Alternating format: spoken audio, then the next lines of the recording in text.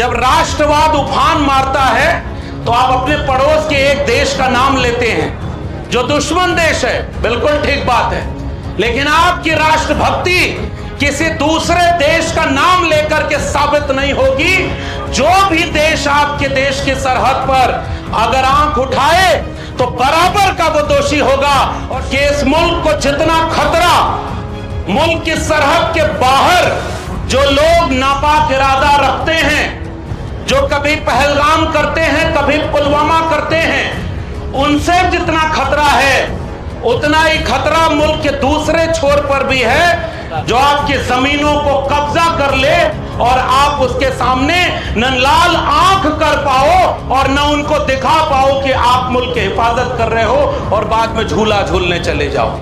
जिस मुल्क में देश का प्रधानमंत्री बोलता हो कि कपड़ों से पहचान लो, जिस मुल्क में एक तबका एक धर्म देख करके ये तय किया जाए कि कौन देशभक्त है कौन नहीं है, उससे पूछा जाए, उनके सामने जो लोग मजहब के नाम पर बांटे वीर अब्दुल हमीद जैसे नामों को बड़े अक्षरों में लिखवाना, जो जिंदा हुए पैदा हुए तब भी इसी मिट्टी में और इसी मिट्टी के लिए कुर्बान हो गए, ऐसे लोग किसी दूसरे की सर्टिफिकेट के मोहताज नहीं है कि वो देशभक्त हैं या उनकी कौम देशभक्त है कि नहीं है।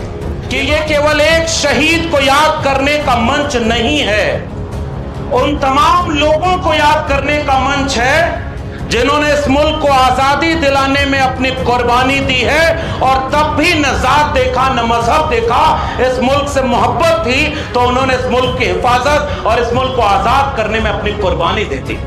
केवल हथियार बंदूक और ये जीप जो प्रतीक बन करके यहाँ पर है, इसकी बंदूक से तोप को नहीं मारा, उन तमाम लोगों के नापाक मंसूबों को अपने हौसले और इरादे से वो ढकेला था पीछे, इसलिए हम उन्हें याद कर रहे हैं, उस शहीद को याद कर रहे हैं जिसके हौसले में दम।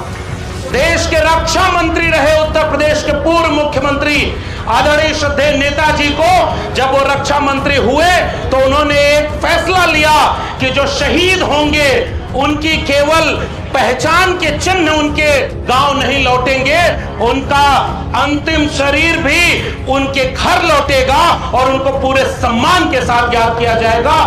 इसी मुल्क के बहुत सारे चाहने वालों ने कहा कि हम मजहब के नाम पर बटेंगे नहीं, हमारे तमाम पुरखों की कब्रें हैं यहाँ और तमाम लोगों ने चुना कि हम इस मुल्क में रहेंगे, कि इसी मिट्टी की है पैदाइश, दफन यहीं हो जाएंगे, न बुलाए किसी के आए थे न निकाले किसी के जाएंगे।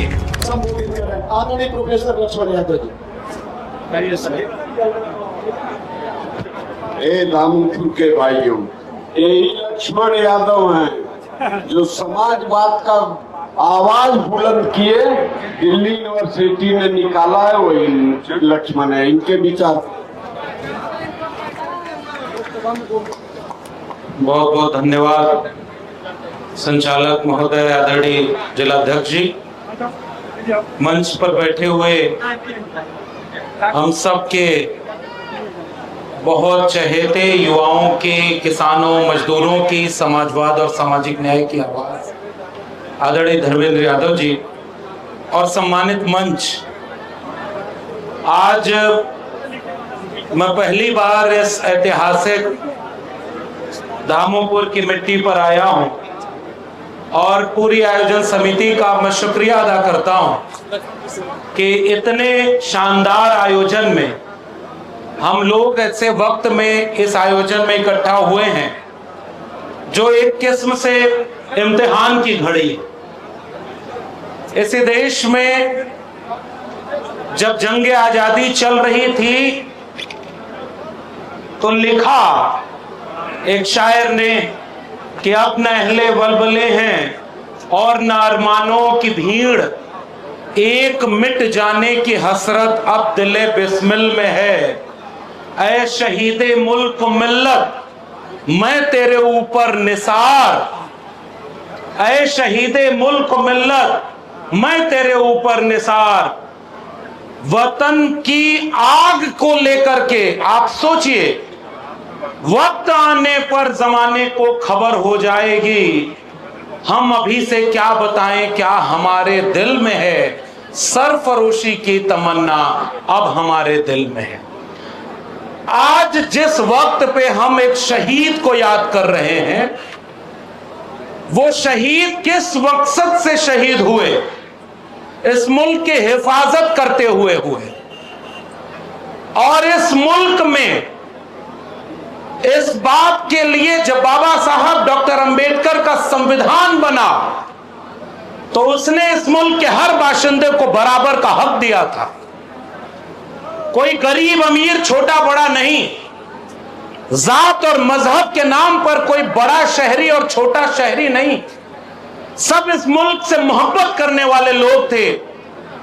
और लेकिन गाजीपुर की धामोपुर की सरजमी से जिस शख्स ने 9 सितंबर 10 सितंबर को 2 दिन के उस जंग में अपना एक नायाब नाम दर्ज करा दिया, उन्हें याद करते हुए हम ये बात कह रहे हैं कि ये केवल एक शहीद को याद करने का मंच नहीं है, उन तमाम लोगों को याद करने का मंच है जिन्होंने इस मुल्क को आजादी दिलाने में अपनी कुर्बानी दी है। और तब भी न जात देखा न मजहब देखा, इस मुल्क से मोहब्बत थी तो उन्होंने इस मुल्क की हिफाजत और इस मुल्क को आजाद करने में अपनी कुर्बानी दे दी।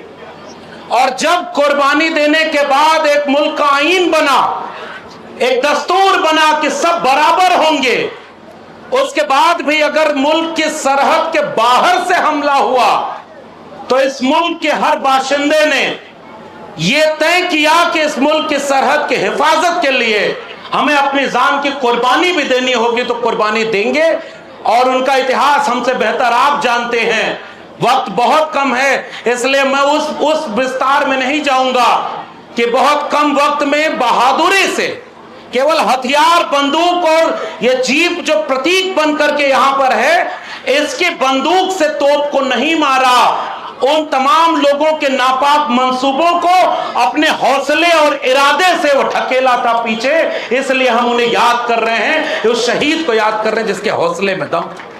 मगर जाते जाते हम ये बात कहना चाहते हैं कि इस मुल्क को जितना खतरा मुल्क की सरहद के बाहर जो लोग नापाक इरादा रखते हैं, जो कभी पहलगाम करते हैं, कभी पुलवामा करते हैं, उनसे जितना खतरा है उतना ही खतरा मुल्क के दूसरे छोर पर भी है, जो आपकी जमीनों को कब्जा कर ले और आप उसके सामने न लाल आंख कर पाओ और न उनको दिखा पाओ कि आप मुल्क की हिफाजत कर रहे हो और बाद में झूला झूलने चले जाओ।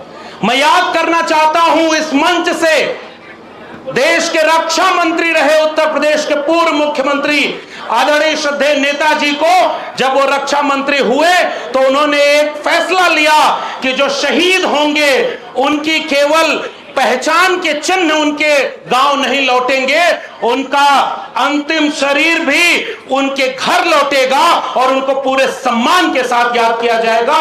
उस नेताजी ने सदन में खड़े होकर के, अभी यहां गाना बज रहा था, मैं बहुत कम वक्त में एक बहुत गंभीर बात कहना चाहता हूं। जब राष्ट्रवाद उफान मारता है तो आप अपने पड़ोस के एक देश का नाम लेते हैं जो दुश्मन देश है, बिल्कुल ठीक बात है, लेकिन आपकी राष्ट्रभक्ति किसी दूसरे देश का नाम लेकर के साबित नहीं होगी। जो भी देश आपके देश की सरहद पर अगर आंख उठाए तो बराबर का वो दोषी होगा।